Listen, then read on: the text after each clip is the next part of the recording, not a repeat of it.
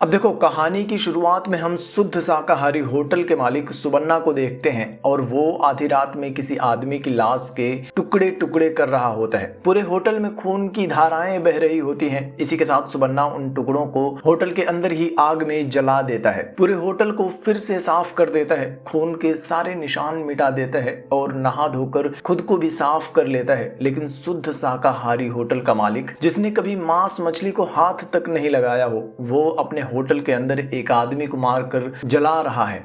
लेकिन क्यों?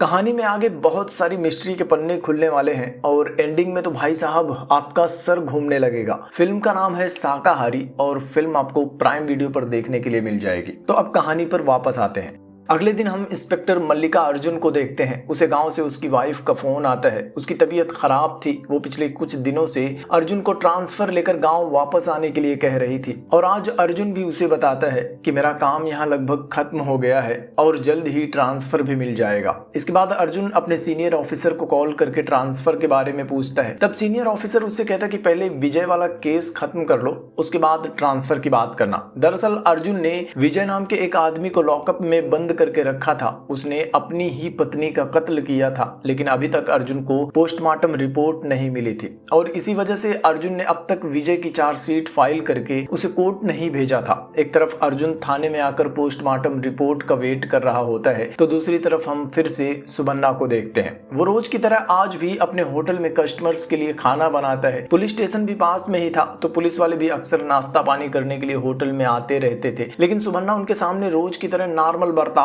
करता है और जैसे ही रेडियो पर न्यूज अनाउंस होती है, सुबन्ना अपना सारा जूठा बर्तन समेटता है और धुलने के बहाने होटल के पीछे वाले हिस्से में आ जाता है। होटल के पीछे से रोज उसी टाइम पर एक बस निकलती थी और सुभद्रा नाम की एक औरत रोज उस बस से ट्रैवल करती थी और सुबन्ना रोज सुभद्रा को बस देखता ही रहता है। खैर, इनकी प्रेम कहानी को आगे डिस्कस करेंगे, लेकिन इधर थाने में एक कांस्टेबल अर्जुन को बताता है कि विजय लॉकअप से भाग रहा है। थाने के सारे पुलिस वाले उसे दौड़ाना शुरू करते हैं, लेकिन विजय रुकने का नाम नहीं ले रहा था और मजबूरन अर्जुन उसके पैर में गोली मार देता है। लेकिन गोली लगते ही विजय एक छोटे से गड्ढे में नीचे गिर जाता है। पुलिस वाले नीचे गड्ढे में भी विजय को ढूंढने की कोशिश करते हैं, लेकिन विजय वहां नहीं होता। अर्जुन की मुसीबतें बढ़ती ही जा रही थी क्योंकि विजय के ऊपर अभी तक जुर्म साबित नहीं हुआ था और अगर विजय मर गया तो ट्रांसफर तो छोड़ो, अर्जुन को जेल भी जाना पड़ेगा। इधर पुलिस वाले पूरी शिद्दत के साथ विजय को ढूंढ रहे होते हैं, तो दूसरी तरफ सुबन्ना अपने होटल के अंदर जाता है तो देखता है कि विजय उसके कमरे में ही छिपा हुआ है। सुबन्ना पहले तो उसे देखकर डर जाता है, लेकिन विजय कहता है कि मैंने किसी का भी कत्ल नहीं किया है, पुलिस वाले मुझे फंसा रहे हैं। वो सुबन्ना से मदद मांगता है।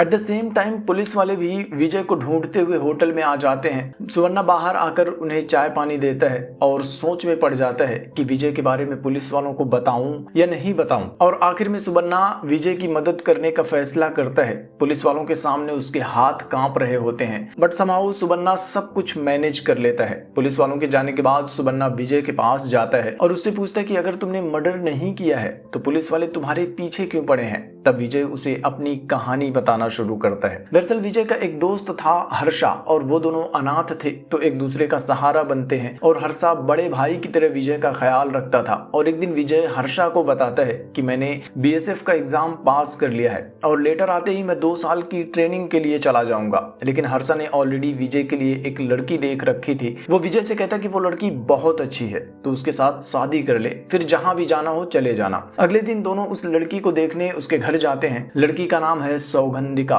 विजय सौगंधिका को देखता है, उसे पसंद कर लेता है और फिर दोनों की शादी हो जाती है और वो दोनों एक साथ बहुत खुश होते हैं। लेकिन शादी के बस कुछ ही दिन बाद विजय का ट्रेनिंग पर जाने का लेटर आ जाता है और यह देखकर सौगंधिका की आंखों में आंसू आ जाते हैं। विजय उसे समझाता है कि ट्रेनिंग पर तो जाना ही पड़ेगा और सिर्फ 2 साल की बात है, मैं वापस आ जाऊंगा, फिर हम दोनों साथ रहेंगे। सौगंधिका भी भीगी पलकों से विजय को ट्रेनिंग पर भेज देती है। विजय अपनी ट्रेनिंग पर कड़ी मेहनत कर रहा होता है और लगभग 2 साल पूरे होने वाले थे। लेकिन एक दिन विजय को हर्षा का लेटर मिलता है, जिसे पढ़ने के बाद विजय की पूरी दुनिया ही बदल जाती है। लेटर में उसने लिखा था कि तुम अपनी ट्रेनिंग पर हो, लेकिन यहाँ सौगंधिका का बर्ताव कुछ ठीक नहीं है। वो एक लड़के रमेश के कुछ ज्यादा ही करीब आ चुकी है। हो सकता है कि वो दोनों दोस्त हों, लेकिन तुम खुद यहाँ आकर सौगंधिका से बात बात कर लो और अपनी शादी बचा लो। विजय भी ट्रेनिंग से छुट्टी लेकर कुछ दिनों के लिए घर आता है और सौगंधिका अचानक से विजय को घर पर देखकर खुश हो जाती है। लेकिन विजय उससे रमेश के बारे में पूछता है और यह सुनकर सौगंधिका रोने लगती है। वो विजय से कहती है कि इसमें सिर्फ तुम्हारी गलती है। शादी के कुछ दिनों बाद ही तुम मुझे छोड़कर यहाँ से चले गए। मेरे सपने पूरे नहीं हुए थे, मैं अकेली महसूस कर रही थी और ये सब तुम्हारी गलती है। यह सुनकर विजय का दिल टूट जाता है। शाम को वो पहली बार शराब पीकर घर वापस आता है। उसे कुछ साफ दिखाई नहीं दे रहा था, लेकिन वो देखता है कि सौगंधिका रमेश के साथ बेडरूम में है।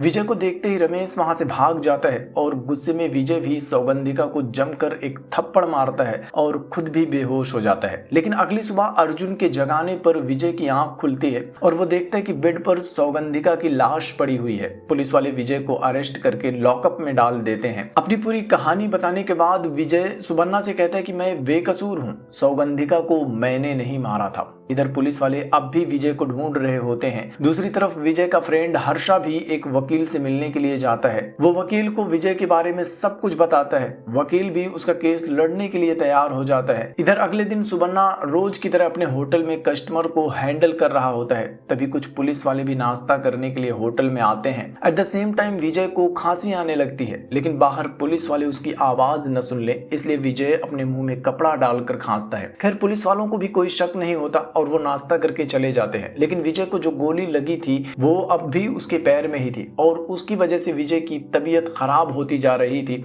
और रात में जब चारों तरफ सन्नाटा होता है, विजय फिर से अपने मुंह में कपड़ा डालता है और गोली निकालने की कोशिश करता है, लेकिन दर्द को बर्दाश्त नहीं कर पाता और उसके मुंह से चीख निकल जाती है। आवाज सुनकर सुबन्ना की भी आंख खुल जाती है। वो विजय को डांटने लगता है कि तुम क्या चाहते हो कि सबको तुम्हारे बारे में पता चल जाए। तभी सुबन्ना के दरवाजे पर भी दस्तक होती है। सुबन्ना डर जाता है, उसे लगता है कि किसी ने इसकी चीख सुन ली होगी। सुबन्ना दरवाजा खोल कर देखता है तो बाहर एक कांस्टेबल खड़ा था। वो सुबन्ना से चीख के बारे में पूछता है तो सुबन्ना उससे कहता है कि मैंने बुरा सपना देखा था तो मेरी चीख निकल गई। कांस्टेबल वहां से चला जाता है। इसके बाद विजय भी सुबन्ना से कहता है कि आपने मेरी बहुत मदद की है, लेकिन अपनी वजह से मैं आपको मुसीबत में नहीं डालूंगा, मैं यहाँ से चला जाऊंगा। तब सुबन्ना उससे कहता है कि देखो तुम अभी चलने के लायक नहीं हो, तो आज आराम करो, कल चले जाना। अगली सुबह अर्जुन सौगंधिका की पोस्टमार्टम रिपोर्ट लेने के लिए हॉस्पिटल जाता है और तब डॉक्टर अर्जुन को बताता है कि सौगंधिका का मर्डर विजय ने नहीं किया था,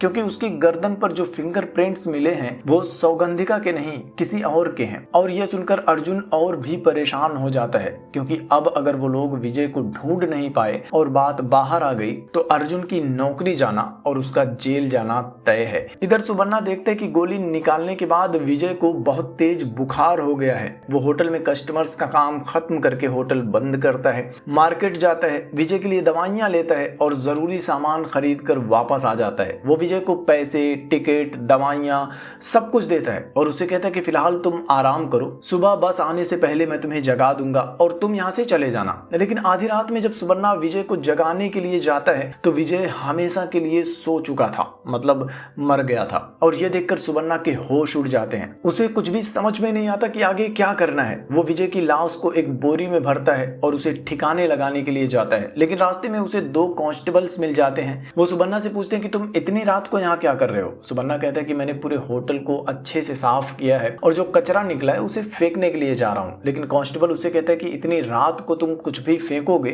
तो लोग गलत समझेंगे ना, तुम कल सुबह में फेंक लेना। और यह सुनकर सुबन्ना भी वापस अपने घर आ जाता है। उसे समझ में ही नहीं आ रहा था कि वो विजय की लाश का क्या करे और आखिरकार वो एक बड़ा सा चाकू निकालता है और विजय की लाश के टुकड़े टुकड़े कर देता है। फिर उन टुकड़ों को अपने शाकाहारी होटल के अंदर ही जला देता है। फिर पूरे होटल को साफ करता है और नहा धोकर तैयार हो जाता है। लेकिन ये वो सीन नहीं है जिसे हमने कहानी की शुरुआत में देखा था। अभी तो एक बड़ी मिस्ट्री का खुलासा होना बाकी है। अगली सुबह नाश्ता करने के लिए कुछ पुलिस वाले सुबन्ना के होटल में आते हैं और बातों ही बातों में वो गांव के कुछ लोगों को बता देते हैं कि विजय ने सौगंधिका को नहीं मारा था, वो बेकसूर है। और ये सुनकर सुबन्ना भी अफसोस में पड़ जाता है। वो सोचता है कि विजय खुद यहाँ से जाने के लिए कह रहा था, लेकिन मैंने ही उसे रोक लिया था। उसकी किस्मत ही खराब थी, अगर मैंने उसे जाने दिया होता तो शायद आज वो जिंदा होता। खैर दोपहर में वो बस वाली औरत सुभद्रा अपने बेटे के साथ सुबन्ना के होटल में आती है और उसे देखते ही सुबन्ना के चेहरे पर एक अजीब सी चमक आ जाती है। सुभद्रा उससे बात करना चाहती है, लेकिन होटल में कस्टमर्स होते हैं तो बात नहीं हो पाती और वो चुपचाप वहां से चली जाती है। थोड़ी थोड़ी देर बाद उसका बेटा एक लेटर लेकर आता है और सुबन्ना को दे देता है। सुबन्ना लेटर पढ़ता है। दरअसल सुभद्रा और सुबन्ना दोनों सालों पहले एक दूसरे से प्यार करते थे, लेकिन फैमिली प्रेशर की वजह से सुभद्रा ने किसी और से शादी कर ली थी और सुभद्रा के इंतजार में सुबन्ना ने आज तक शादी नहीं की थी। लेकिन कुछ साल पहले सुभद्रा के पति की मौत हो गई थी और लेटर में सुभद्रा ने लिखा था कि अगर तुम चाहो तो हम दोनों शादी करके एक साथ रह सकते हैं। और ये पढ़कर सुबन्ना बहुत खुश होता है। सालों से उसका इंतजार अब खत्म होने वाला था। वो भी सुभद्रा के इस लेटर के जवाब में एक लेटर लिखता है और लेटर देने के लिए सही मौके का इंतजार करता है। इधर अर्जुन अब विजय के साथ साथ सौगंधिका के बॉयफ्रेंड को भी ढूंढ रहा होता है और आखिरकार उसके हाथ एक जबरदस्त सबूत लग जाता है। वो पुलिस स्टेशन जाता है, लेकिन तभी अर्जुन को उसकी सीनियर ऑफिसर का कॉल आता है। वो अर्जुन से पूछता है कि तुमने विजय को ढूंढ लिया या नहीं, अगर विजय तुम्हें नहीं मिला तो जेल जाने के लिए तैयार रहना। लेकिन अर्जुन उससे कहता है कि आप किस विजय की बात कर रहे हो सर, मैंने उसे अरेस्ट किया था, इस बात का कोई सबूत नहीं है। मैं सुसाइड बताकर सौगंधिका का केस बंद कर दूंगा, आप मुझ पर प्रेशर मत डालिए, बस मेरे ट्रांसफर की तैयारी कीजिए। खैर शाम को अर्जुन सुबन्ना के होटल में उससे मिलने के लिए जाता है। इस टाइम पर अर्जुन को होटल में देखकर सुबन्ना भी हैरान हो जाता है और सोचने लगता है कि कहीं अर्जुन को मेरे कांड के बारे में पता तो नहीं चल गया। और अर्जुन भी उससे पूछता है कि तुम्हारा भाई रमेश कहाँ है। दरअसल रमेश कोई और नहीं, सौगंधिका का बॉयफ्रेंड था और वो सुबन्ना का भाई है। सुबन्ना कहते कि मैंने 2-3 महीने से उसे नहीं देखा, लेकिन सुबन्ना को शायद पता ही नहीं था कि सड़क पर एक सीसीटीवी कैमरा लगा हुआ है जिससे उसका पूरा होटल कवर होता है। अर्जुन उसे सीसीटीवी कैमरे का वीडियो दिखाता है और उस वीडियो में रिकॉर्ड था कि रमेश कुछ दिन पहले आधी रात को होटल में आया था और अब सुबन्ना के पास सच्चाई बताने के अलावा कोई और रास्ता नहीं था। दरअसल कुछ दिन पहले रमेश आधी रात को भागता हुआ सुबन्ना के पास आया था। वो डरा हुआ था और सुबन्ना से कुछ पैसे मांगता है। वो कह रहा था कि मैं कभी भी यहाँ वापस नहीं आऊंगा, लेकिन सुबन्ना पैसे देने से मना कर देता है और वो रमेश का बैग चेक करता है तो उसमें कई सारी लड़कियों के फोटोज थे और उनमें से एक फोटो सौगंधिका का भी था। और वो देखकर सुबन्ना समझ जाता है कि रमेश किसी को मारने के बाद यहाँ आया है और इसलिए वो शहर से भागना चाहता है। वो रमेश से पूछता है कि तुमने इनमें से किसको मारा है। तब रमेश सौगंधिका की तरफ इशारा करता है और बताता है कि पिछले काफी टाइम से वो मेरे साथ रिलेशनशिप में थी, लेकिन जब उसका पति इस बार घर वापस आया तो उसने मुझे छोड़ दिया। मैं उसके साथ मजे भी नहीं कर पाया था और ना ही उसके पैसे चुरा पाया और इसलिए मैंने उसे मार दिया। लेकिन ऐसा करते हुए उसके पति ने मुझे देख लिया है। सब कुछ बताने के बाद वो सुबन्ना से पैसे छीनने की कोशिश करता है, लेकिन गुस्से में सुबन्ना खींचकर उसे एक थप्पड़ मारता है और सिर्फ एक थप्पड़ से ही रमेश की मौत हो जाती है। सुबन्ना को पहले तो कुछ समझ में नहीं आ रहा था, लेकिन खुद को बचाने के लिए सुबन्ना अपने भाई की लाश के टुकड़े टुकड़े कर देता है और उन टुकड़ों को अपने शाकाहारी होटल की भट्ठी में जला देता है। और यही वो सीन था जिसे हमने इस फिल्म की शुरुआत में देखा था। यह सुनकर अर्जुन भी शॉक्ड हो जाता है।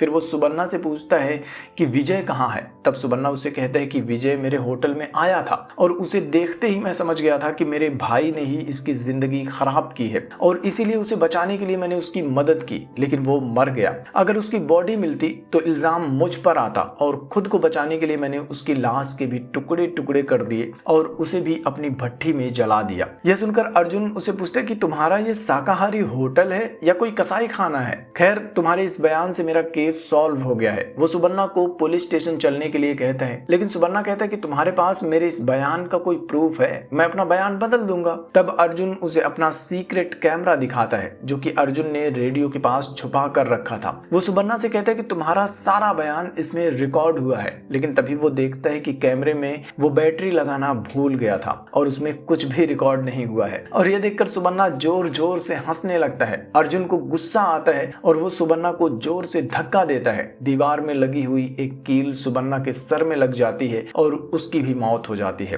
अर्जुन ये देखकर बुरी तरह से शॉक्ड हो जाता है और फिर वो सुबन्ना की तरह ही सुबन्ना की बॉडी के टुकड़े टुकड़े करता है और उसे भी उसी की भट्ठी में जला देता है। लेकिन जैसे ही वो अपना काम पूरा करता है उसे अजीब सा महसूस होने लगता है। दरअसल कहानी बताने के बीच में सुबन्ना ने अर्जुन को एक चाय पिलाई थी और उसमें जहर मिला दिया था, जिसका असर अब शुरू हुआ था और अब अर्जुन की भी मौत हो जाती है। अगली सुबह पुलिस वाले होटल में आते हैं। उन्हें सिर्फ अर्जुन की लाश मिलती है, लेकिन शायद कोई नहीं जानता था कि कल रात इस होटल में क्या हुआ है। खैर, सबसे आखिर में हम सुभद्रा को देखते हैं। वो एक बार फिर से होटल में आती है। तब उसे सुबर्णा के लेटर का एक जला हुआ टुकड़ा मिलता है जिसमें सुबर्णा ने लिखा था कि मैं भी तुम्हारे साथ अपनी जिंदगी बिताना चाहता हूँ। और इसी के साथ ये फिल्म भी खत्म हो जाती है। अब देखो, कहानी तो अच्छी है, इसमें कोई डाउट नहीं है। बाकी अगर आपने फिल्म देख लिया है तो अपने थॉट्स कमेंट में जरूर बताना। वीडियो अच्छा लगा हो तो लाइक करना, शेयर करना